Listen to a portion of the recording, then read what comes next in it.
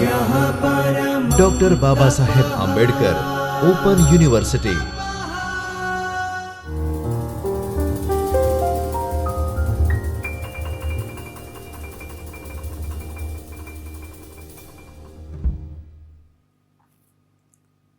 નમસ્કાર વિદ્યાર્થી મિત્રો, ડૉક્ટર બાબા સાહેબ આંબેડકર ઓપન યુનિવર્સિટીના ચૈતન્ય સ્ટુડિયોમાં હું doctor Diptiba Gohil, assistant professor political science, આપ સૌનું હાર્દિક સ્વાગત કરું છું.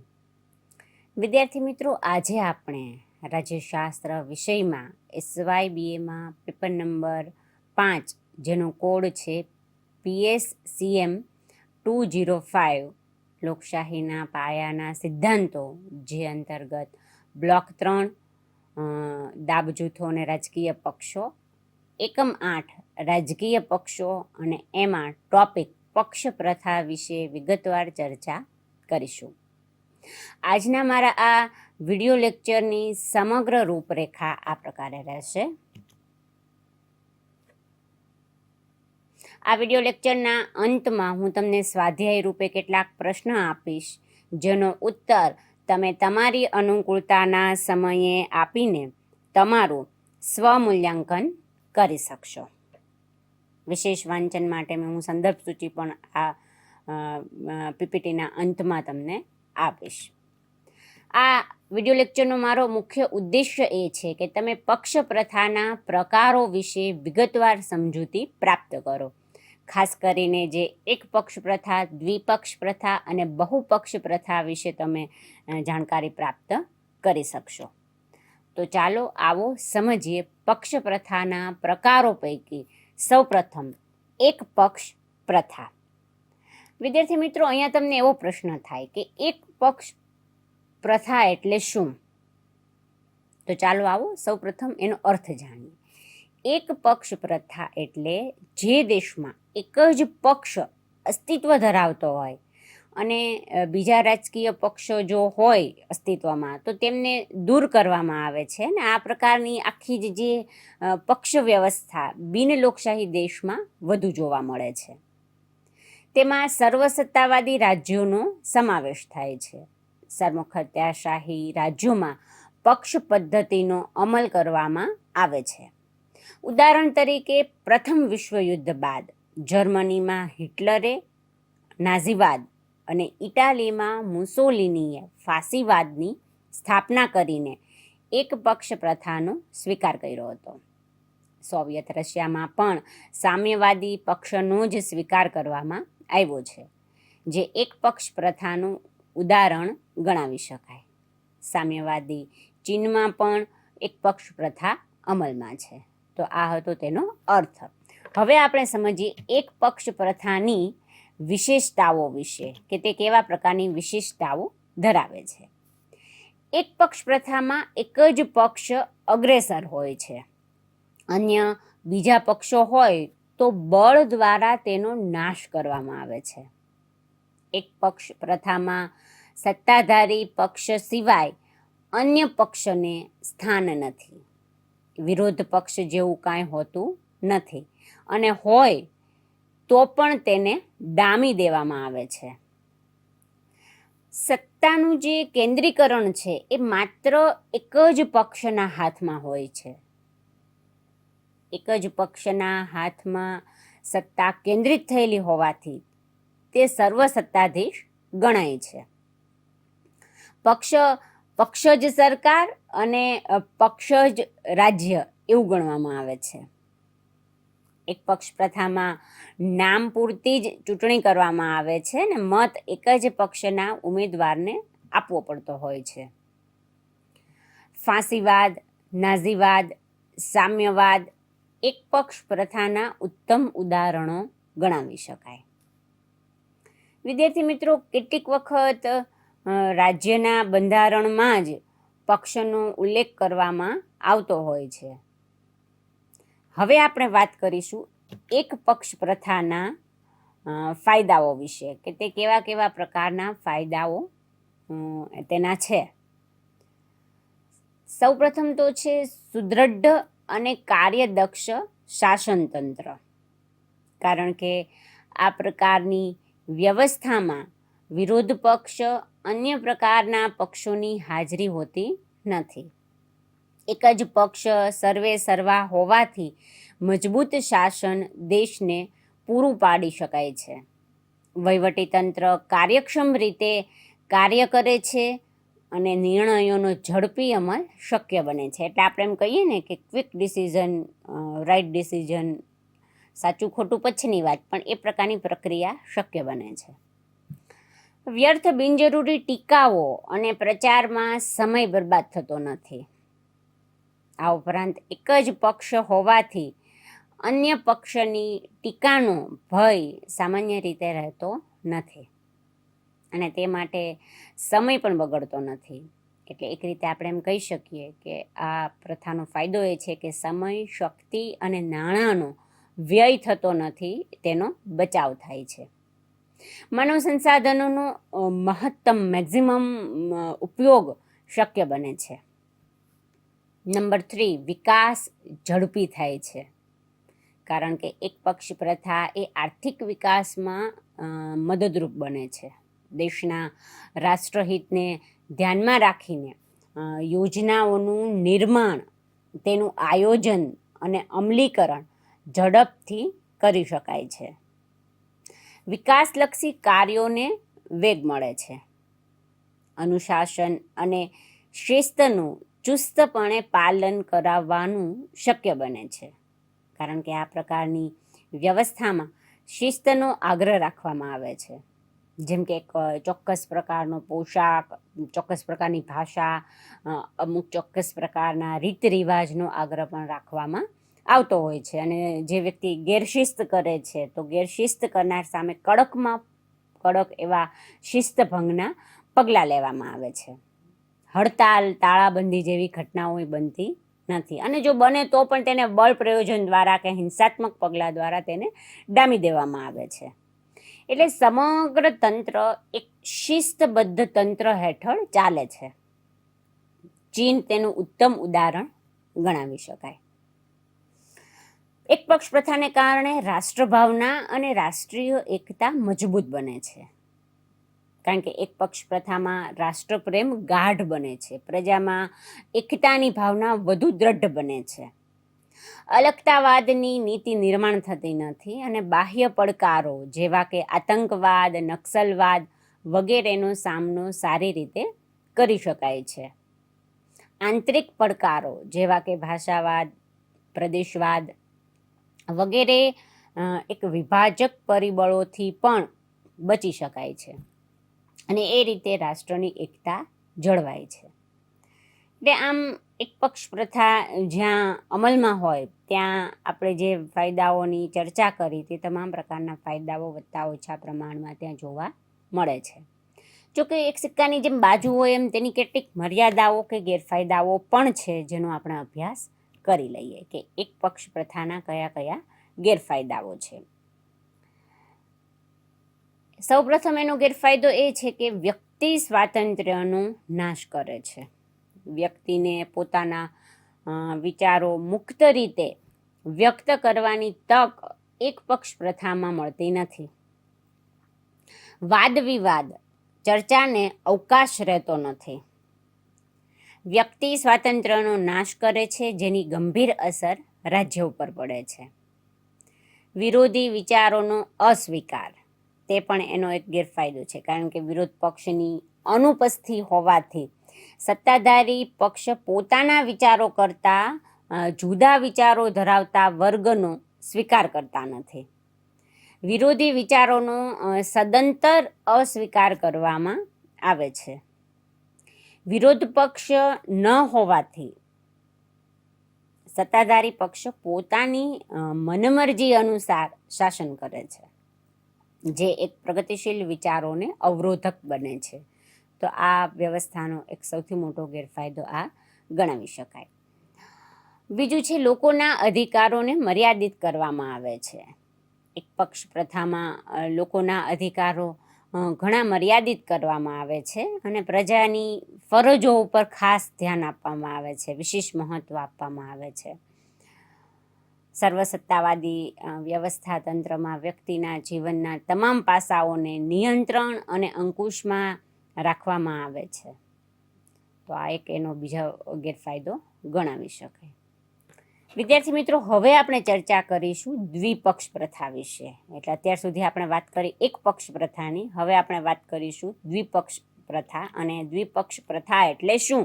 તમને અહીંયા એવો પ્રશ્ન થતો હશે. તો ચાલો આવો એ સમજીએ. દ્વિપક્ષ પ્રથા એટલે બે મુખ્ય સબળ રાજકીય પક્ષોનો સ્વીકાર. વિશાળ અર્થમાં સમજીએ તો જે શાસન વ્યવસ્થામાં બે મજબૂત અને સબળ રાજકીય પક્ષોનું અસ્તિત્વ હોય તથા પ્રભાવશાળી રીતે તે રાજકારણ ઉપર પ્રભાવ પાડતા હોય તેને દ્વિપક્ષ પ્રથા તરીકે ઓળખવામાં આવે છે. જોકે તેનો અર્થ એવો નથી કે ત્યાં અન્ય રાજકીય પક્ષોનું અસ્તિત્વ હોતું નથી. અન્ય રાજકીય પક્ષો હોય છે, પરંતુ તેનો પ્રભાવ પ્રાપ્ત કરી શકે એટલા સક્ષમ હોતા નથી. તે બિનઅસરકારક હોય છે. અમેરિકા, કેનેડા, બ્રિટન, ઓસ્ટ્રિયા જેવા દેશોએ દ્વિપક્ષ પ્રથાનો સ્વીકાર કર્યો છે. હવે આપણે સમજીશું દ્વિપક્ષ પ્રથાની કેટલીક વિશેષતાઓ વિશે કે એ કેવા પ્રકારની વિશેષતાઓ ધરાવે છે. દ્વિપક્ષ પદ્ધતિમાં મુખ્ય બે સબળ રાજકીય પક્ષો અસ્તિત્વ ધરાવે છે. ઉદાહરણ તરીકે બ્રિટન એ દ્વિપક્ષ પદ્ધતિનું ઉત્તમ ઉદાહરણ પૂરું પાડે છે. ત્યાં શરૂઆતમાં વિગ અને ટોરી એમ બે મુખ્ય પક્ષો હતા અને પછીથી રૂઢિચુસ્ત અને ઉદારવાદી એમ બે મુખ્ય રાજકીય પક્ષો અસ્તિત્વમાં આવ્યા. ત્યારબાદ રૂઢિચુસ્ત પક્ષ અને મજૂર પક્ષ અસ્તિત્વમાં આવ્યા. વિરોધ પક્ષ સત્તાધારી પક્ષ નિષ્ફળ જાય ત્યારે વૈકલ્પિક સરકારની રચના કરવા તત્પર રહે. એ સ્વાભાવિક છે, લોકશાહીમાં એ જરૂરી પણ છે. અને લોકશાહી શાસન વ્યવસ્થામાં દ્વિપક્ષ પ્રથા આદર્શ વ્યવસ્થા પણ ગણવામાં આવે છે. ભારત માટે પણ એવું કહેવાય છે કે તેમાં દ્વિપક્ષ પદ્ધતિના મૂળિયા ઊંડા જોવા મળે છે બહુપક્ષ પ્રથા પણ. લોકો બે રાજકીય પક્ષમાંથી કોઈ એક પક્ષની વિચારધારા અને કાર્યક્રમ સાથે સંમત હોય છે. તેથી ઘણા બધા વિકલ્પો લોકો પાસે હોતા નથી. લોકોની પસંદગી મર્યાદિત બને છે એમ આપણે કહી શકીએ. હવે આપણે સમજીએ દ્વિપક્ષ પ્રથાના ફાયદાઓ વિશે કે તે કેવા કેવા પ્રકારના ફાયદાઓ ધરાવે છે. સૌપ્રથમ તો છે મજબૂત અને સ્થિર સરકારની રચના તેમાં શક્ય બને છે. કોઈ પણ દેશ પોતાનું રાષ્ટ્રીય હિત ત્યારે જ સિદ્ધ કરી શકે જ્યારે સરકાર મજબૂત હોય અને સુદૃઢ હોય. દ્વિપક્ષ પ્રથા અમલમાં હોય તો દેશને મજબૂત અને સ્થિર સરકાર પ્રાપ્ત થાય છે. બે મુખ્ય રાજકીય પક્ષો વચ્ચે જ સત્તા માટેનો સંઘર્ષ કે જંગ જે પણ હોય એ હોવાથી ગઠબંધન કે મિશ્ર સરકારની કોઈ શક્યતા રહેતી નથી. જેમ કે ભારતમાં મિશ્ર સરકાર વધારે જોવા મળે છે, ગઠબંધનવાળી સરકાર જોવા મળે છે. બહુમતી પ્રાપ્ત કરનાર પક્ષ સરકારની રચના કરે છે અને તેથી દેશને સ્થિર સરકાર મળે છે. ત્રીજો મુદ્દો છે સત્તા પરિવર્તન સરળ બને છે. કારણ કે દ્વિપક્ષ પ્રથામાં વિરોધ પક્ષ વિકલ્પ સરકાર તરીકે ઓળખાય છે. કોઈ કારણસર સરકારે રાજીનામું આપવું પડે તો વિપક્ષ એ સત્તાના સૂત્રો સંભાળવા તૈયાર હોય છે. દેશનું સમગ્ર શાસન તંત્ર અવિરતપણે ચાલ્યા કરે છે. પ્રજા પણ ચૂંટણીના માધ્યમ દ્વારા પોતાને યોગ્ય લાગતા પક્ષને બહુમતીથી વિજેતા બનાવે છે. આમ સરકારની જે ફેરબદલી છે તે સરળ રીતે થાય છે. સંગઠિત અને મજબૂત વિરોધ પક્ષ એ પણ એનો એક અગત્યની બાબત છે. કારણ કે લોકશાહીમાં વિરોધ પક્ષ એ આવતીકાલનો સત્તાધારી પક્ષ ગણાય છે. દ્વિપક્ષ પ્રથામાં સત્તાધારી પક્ષની નીતિઓની સતત ટીકા અને મૂલ્યાંકનનું કાર્ય વિરોધ પક્ષ કરે છે. સંગઠનની દ્રષ્ટિએ પણ તે વિશાળ અને મજબૂત હોય છે અને વિરોધ પક્ષ સરકારની નીતિની ટીકા કરીને લોકમતને પોતાની તરફ વાળવા સતત પ્રયત્નશીલ રહે છે. લોકોને સરકારના કાર્યોથી વાકેફ રાખવાનું કાર્ય વિરોધ પક્ષ કરે છે, જેથી પ્રજા જાગૃત થાય અને સરકારના કાર્યોનું મૂલ્યાંકન કરે છે. નિર્ણય ઝડપથી લઈ શકાય છે, કારણ કે બે સબળ રાજકીય પક્ષો પૈકી કોઈ એક બહુમતી પ્રાપ્ત કરીને સત્તાના સૂત્રો ગ્રહણ કરે છે કોઈ એક રાજકીય પક્ષ, અને તેટલા માટે સત્તાધારી પક્ષને બહુમતી સ્પષ્ટ રીતે મળતી હોવાથી વિકાસલક્ષી કાર્યોને વેગ મળે છે, અને એટલા માટે નિર્ણયની પ્રક્રિયા છે એ ઝડપી બને છે. એમાં અવરોધો એટલા વિઘ્નરૂપ બાધાઓ ઊભી થતી નથી. સ્થાનિક, પ્રાદેશિક, રાષ્ટ્રીય કે આંતરરાષ્ટ્રીય બાબતોમાં પ્રજા કલ્યાણ અને રાષ્ટ્રહિતને લગતા નિર્ણયો ઝડપથી લઈ શકાય છે, અને તેથી સરકાર પોતાના નિર્ધારિત લક્ષ્યાંકોની પ્રાપ્તિ ઝડપથી કરી શકે છે. તો આ હતા દ્વિપક્ષ પ્રથાના ફાયદાઓ. હવે આપણે વાત કરીશું દ્વિપક્ષ પ્રથાના ગેરફાયદાઓ વિશે. સૌપ્રથમ તો છે મતદારોની પસંદગી મર્યાદિત બને છે, કારણ કે દ્વિપક્ષ પ્રથામાં મુખ્ય બે રાજકીય પક્ષોનું જ વર્ચસ્વ હોવાથી મતદારોને પસંદગીની વિશાળ તક પ્રાપ્ત થતી નથી. મતદારોએ કોઈ બે રાજકીય પક્ષમાંથી એક પક્ષ પર પોતાની પસંદગી કરવી પડે છે. બીજા અન્ય રાજકીય પક્ષો સક્રિય ન હોવાથી મતદારો માટે પક્ષની પસંદગી મર્યાદિત બની જાય છે. બીજો એનો ગેરફાયદો એ છે કે ઉમેદવારની વ્યક્તિગત પ્રતિભા કરતાં પક્ષની વિચારધારાને પ્રાધાન્ય આપવામાં આવે છે. દ્વિપક્ષ પ્રથામાં ઉમેદવારની વ્યક્તિગત પ્રતિભા ચાહે ગમે તેટલી હોય અને તે જે તે રાજકીય પક્ષની વિચારધારા સાથે સુસંગત હોય પણ ખરા અને કદાચ ન પણ હોય, તો પણ રાજકીય પક્ષની જે વિચારધારા છે તેને વધુ પ્રાધાન્ય આપવામાં આવે છે, આપવું પડે છે. મતદાતાઓની માનસિકતા પણ એવા પ્રકારની જ બંધાય છે કે તેઓ મતદાન કરતી વખતે પક્ષને ધ્યાનમાં રાખીને મતદાન કરે છે. પક્ષમાં ઉમેદવારી નોંધાવનાર ઉમેદવાર ગૌણ સ્થાન ધરાવે છે. ત્રીજો એનો ગેરફાયદો એ છે કે સરકાર નિરંકુશ બને છે, કારણ કે દ્વિપક્ષ પ્રથામાં કોઈ એક પક્ષ જ્યારે સત્તામાં હોય ત્યારે તેની ઇજારાશાહી સ્થપાય છે. સરકાર નિરંકુશ બને છે અને વિરોધ પક્ષની અવગણના કરીને લઘુમતીના અવાજને દબાવી દેવાનો પ્રયત્ન કરવામાં આવે છે.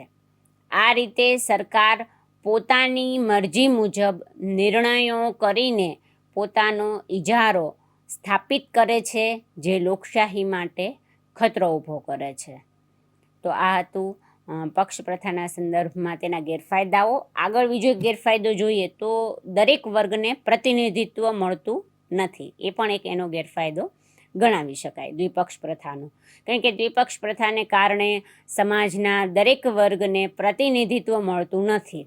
જે વર્ગને પ્રતિનિધિત્વ ન મળે તે વર્ગમાં સરકાર પ્રત્યે અસંતોષની લાગણી ફેલાય છે, અને તેને એવું લાગે છે કે સરકાર તેની અવગણના કરે છે અને તેના હિતોની ઉપેક્ષા કરે છે, અને તેથી આવો વર્ગ કેટલીક વખત હિંસા પણ આચરતો હોય છે અથવા હિંસા કરવા પ્રેરાતો હોય છે. હવે આપણે ચર્ચા કરીશું દ્વિપક્ષ પ્રથા વિશે, બહુપક્ષ પ્રથા વિશે. સૌપ્રથમ સમજીએ આપણે બહુપક્ષ પ્રથા એટલે શું. જ્યારે દેશમાં બે મુખ્ય સબળ રાજકીય પક્ષોના અભાવે અનેક રાજકીય પક્ષો અસ્તિત્વમાં આવે ત્યારે તે પક્ષ પદ્ધતિને બહુપક્ષ પદ્ધતિ અથવા તો પક્ષની વિરુદ્ધની બહુપક્ષ પ્રથા તરીકે ઓળખવામાં આવે છે. આ બહુપક્ષ પ્રથાની વિશેષતાઓ આપણે જોઈએ કે કેવી કેવી વિશેષતાઓ ધરાવે છે. બહુપક્ષ પ્રથામાં અનેક નાના મોટા રાજકીય પક્ષો અસ્તિત્વમાં હોય છે. બહુપક્ષ પ્રથામાં રાષ્ટ્રીય પક્ષોની સાથે પ્રાદેશિક પક્ષો પણ મહત્વ ધરાવે છે. ઘણીવાર પ્રાદેશિક પક્ષો રાષ્ટ્રીય સ્તર પર કેન્દ્રમાં પોતાનો પ્રભાવ વધારવાનો પ્રયત્ન કરે છે. ઘણા બધા રાજકીય પક્ષો હોવાથી દરેક વર્ગનું પ્રતિનિધિત્વ પક્ષના માધ્યમ દ્વારા જળવાય છે. પછીનો એક આપણે મુદ્દો જોઈએ તો દરેક પક્ષનું ચિહ્ન અને વિચારધારા અલગ અલગ હોય છે. એટલે આપણે એક અગત્યની બાબત એની વિશેષતાના સંદર્ભમાં કહી શકાય. બહુપક્ષ પ્રથા માટે ફ્રાન્સ ખૂબ જાણીતું ઉદાહરણ આપણે કહી શકીએ. બહુપક્ષ પ્રથા અમલમાં હોય છે ત્યારે સ્થિર સરકારની રચના કરવી મુશ્કેલ બને છે.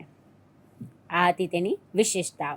હવે આપણે ચર્ચા કરીએ બહુપક્ષ પ્રથાના ફાયદાઓ વિશે કે તે કેવા કેવા પ્રકારના ફાયદાઓ ધરાવે છે.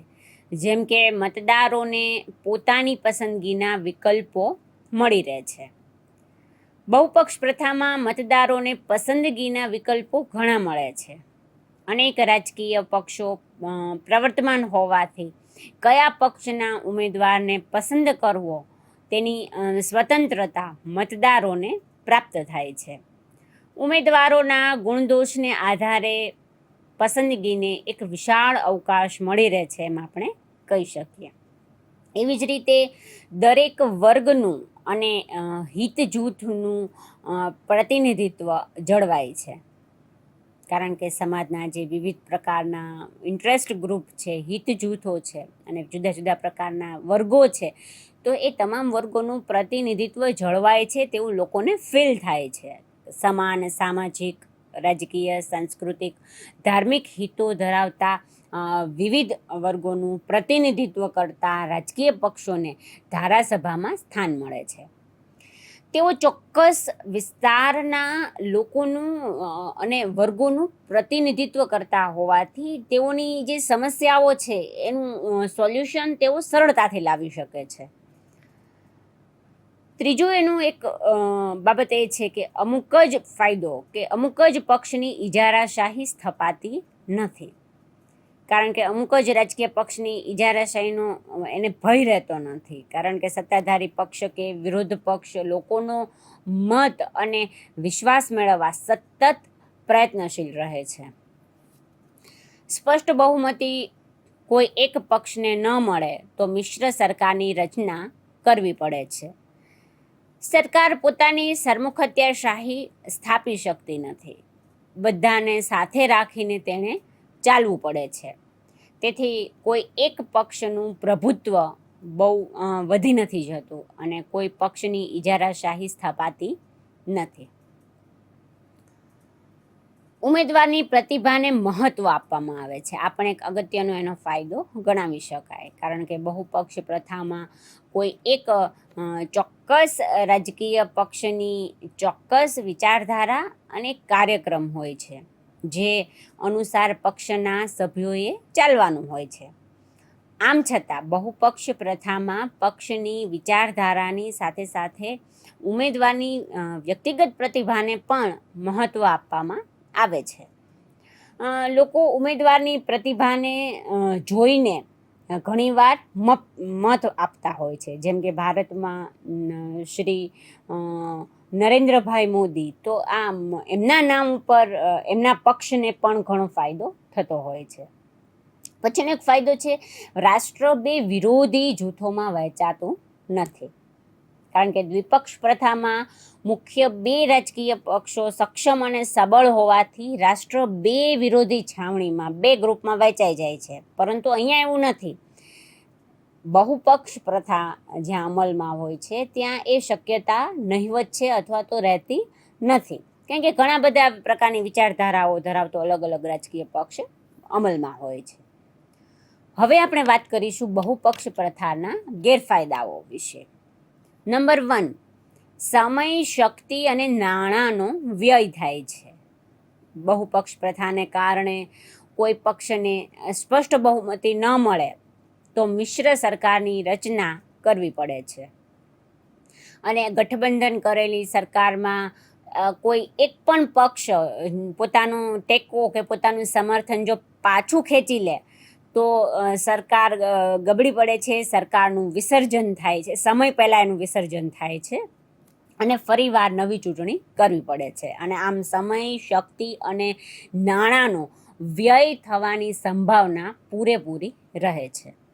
બીજું છે, નીતિઓનું ઝડપથી અમલીકરણ શક્ય નથી બનતું, કારણ કે બહુપક્ષ પ્રથાને કારણે વારંવાર મિશ્ર સરકાર રચાય છે અને ઝડપથી તેનું પતન થાય છે. સરકાર નીતિ વિષયક નિર્ણય કરવામાં, તેનો અમલ કરાવવામાં મુશ્કેલી અનુભવે છે, કારણ કે દરેકના હિત, દરેકના લક્ષ્યાંકો, દરેકની કાર્ય પદ્ધતિ અલગ અલગ છે. અને એવા પ્રકારની મિશ્ર સરકાર હોય ત્યાં આ વસ્તુની શક્યતા વધી જાય છે. એટલે કે રાજકીય અસ્થિરતાને કારણે લાંબા ગાળાના જે આયોજનો છે તેની સામે એક પ્રકારનો પડકાર ઊભો થાય છે. અને આવા લાંબા ગાળાના આયોજનોને એક પ્રકારની ચોક્કસ જે ગતિ મળવી જોઈએ એ મળતી નથી. ત્રીજો એનો ગેરફાયદો છે, આંતરરાષ્ટ્રીય બાબતોમાં નિર્ણય કરવામાં વિલંબ થાય છે, કારણ કે આંતરરાષ્ટ્રીય મંચ ઉપર રાષ્ટ્રહિતના સંદર્ભે અને વિદેશ નીતિના સંદર્ભે અનેક નિર્ણયો સરકારે કરવાના હોય છે.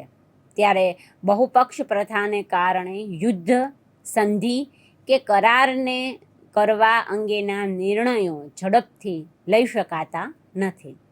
પ્રજાનો લોકમત ગુમાવવાનો ડર પણ સરકારને એક સતત મનમાં રહ્યા કરે છે.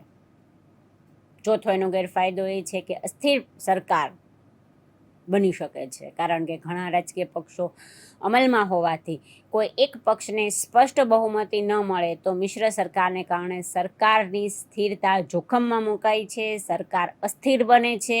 અને સ્થિર સરકાર જેટલો કાર્યદક્ષ રીતે વહીવટ કરી શકે છે તેટલો આ સરકાર કરી શકતી નથી. અને સરકારને અસ્તિત્વ ટકાવવા માટે ઝઝૂમવું પડે છે ઘણીવાર, અને બહુપક્ષ પ્રથામાં સતત એણે પ્રયત્ન કરતા રહેવું પડે છે અને એક પ્રકારની, જેને આપણે કહીએ ને કે બાંધછોડની નીતિ અપનાવવી પડે છે.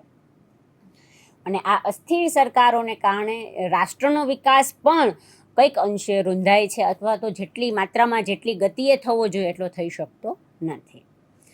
સક્ષમ નેતૃત્વનો અભાવ એ પણ એક એનો ગેરફાયદો ગણાવી શકાય, કારણ કે સક્ષમ નેતૃત્વના અભાવને કારણે કોઈ રાજકીય પક્ષ પ્રજાનો પૂરતો વિશ્વાસ સંપાદન કરી શકતું નથી, અને તેથી સક્ષમ વિરોધ પક્ષનો અભાવ જોવા મળે છે. આ સાથે સારા અને સક્ષમ નેતાના અભાવે નેતૃત્વનું જે સ્તર છે, લેવલ છે, એ નીચું જાય છે અને તકસાધુ નેતાઓનું મહત્ત્વ વધે છે, જે સત્તાવાંછુ હોય, સત્તા માટે જ રાજકારણમાં આવતા હોય છે, પ્રજાની સેવા ગૌણ હોય છે, સત્તા મુખ્ય હોય છે, એવા લોકોની આ વાત છે. અને પોતાના સ્વાર્થને સિદ્ધ કરવા એ સત્તાનો ઉપયોગ કરે છે અને એક રીતે ભ્રષ્ટાચારને પણ પોષે છે. તો આ હતા પક્ષ પ્રથાના સંદર્ભમાં બહુપક્ષ પ્રથાના ગેરફાયદાઓ. પક્ષ પ્રથાના આજે મુખ્ય 3 પ્રકારો: એક પક્ષ પ્રથા, દ્વિપક્ષ પ્રથા અને બહુપક્ષ પ્રથા. આ 3 વિશે આજે આપણે વિગતવાર ચર્ચા કરી. આ ત્રણેયનું જ્યારે આપણે તુલનાત્મક પદ્ધતિ દ્વારા એનું અધ્યયન કરીએ, એનું સમજૂતી પ્રાપ્ત કરીએ છીએ, ત્યારે કેટલાક બિંદુઓ અલગ તરી આવે છે. જેમ કે એક પક્ષ પ્રથામાં એક જ પક્ષનું અસ્તિત્વ અને મહત્ત્વ હોય છે, જ્યારે દ્વિપક્ષ પ્રથામાં 2 મુખ્ય રાજકીય પક્ષોનું વર્ચસ્વ હોય છે, અને જ્યારે બહુપક્ષ પ્રથામાં 2 થી વધુ ઘણા રાજકીય પક્ષો અસ્તિત્વમાં હોય છે. આ સમગ્રનો વિગતવાર અભ્યાસ આપણે આજના આ વિડીયો લેક્ચરમાં કર્યો, અને દરેક દેશ એ પોતાને અનુકૂળ આવે તે રીતે પક્ષ પ્રથાનો સ્વીકાર કરીને તેને અમલમાં મૂકે છે, કારણ કે દરેક દેશનો જે વિસ્તાર છે, વસ્તી છે, તેની ભૌગોલિક સ્થિતિ છે, સરકારનો પ્રકાર છે, લોકોની માનસિકતા છે, રાજ્ય પ્રથા છે, એ અલગ અલગ છે. અને આ અલગ અલગ ભાત હોવાને કારણે પોતાને અનુકૂળ આવે તે રીતે પક્ષ પ્રથાનો સ્વીકાર કરવામાં આવે છે. એક વિદ્વાન છે મોનસ્યો બ્રિયાન્ડ, કે જેમણે બહુપક્ષ પ્રથાના સંદર્ભે તેઓએ જણાવેલું છે કે ફ્રાન્સમાં જે દિવસે વડાપ્રધાન પોતાનું કાર્ય શરૂ કરે છે તે દિવસથી જ તેના પ્રધાનમંડળના સભ્યો તેની પડતી માટેના પ્રયત્નો શરૂ કરી દે છે. દ્વિપક્ષ પ્રથા વિશે પ્રોફેસર હેરલ્ડ લાસ્કી જણાવે છે કે આ એકમાત્ર પદ્ધતિ છે જેના વડે લોકો પ્રત્યક્ષ રીતે ચૂંટણીઓમાં તેમની સરકાર પસંદ કરે છે. તે સરકારને તેની નિર્ધારિત નીતિનો અમલ કરવાની શક્તિ પૂરી પાડે છે. તેની નિષ્ફળતા પણ બુદ્ધિયુક્ત પરિણામ આપે છે અને તેમાંથી તરત જ વૈકલ્પિક સરકાર બને છે. જો કે પ્રોફેસર રામસે મૂરે દ્વિપક્ષ પ્રથાના દોષોના સંદર્ભે જણાવે છે કે તેમાં બહુમતી પક્ષની સરમુખત્યારશાહી જન્મે છે અને પક્ષની અંદર વહીવટી કડક શિસ્ત અને નિયંત્રણ લાદવામાં આવે છે, જ્યારે બહુમતી પક્ષમાં આ દોષ રહેતો નથી. આધુનિક સમયમાં પક્ષ પદ્ધતિ કે પક્ષ પ્રથા એ અનિવાર્ય છે અને એટલા માટે એક વિદ્વાન મેકાઈવર નામના વિદ્વાન એવું જણાવે છે કે પક્ષ પદ્ધતિ વિના રાજ્યમાં સ્થિતિસ્થાપકતા હોતી નથી કે સાચો લોકનિર્ણય હોઈ શકતો નથી.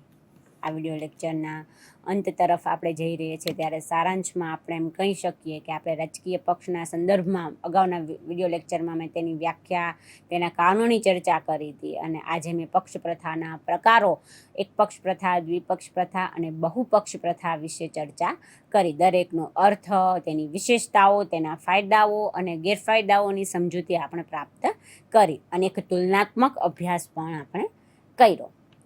વિદ્યાર્થી મિત્રો, હવે તમને એક સ્વાધ્યાય આપું છું. એક વિગતવાર પ્રશ્ન તમારે તૈયાર કરવાનો રહેશે. પ્રશ્ન છે, પક્ષ પ્રથાના પ્રકારોની ચર્ચા કરો.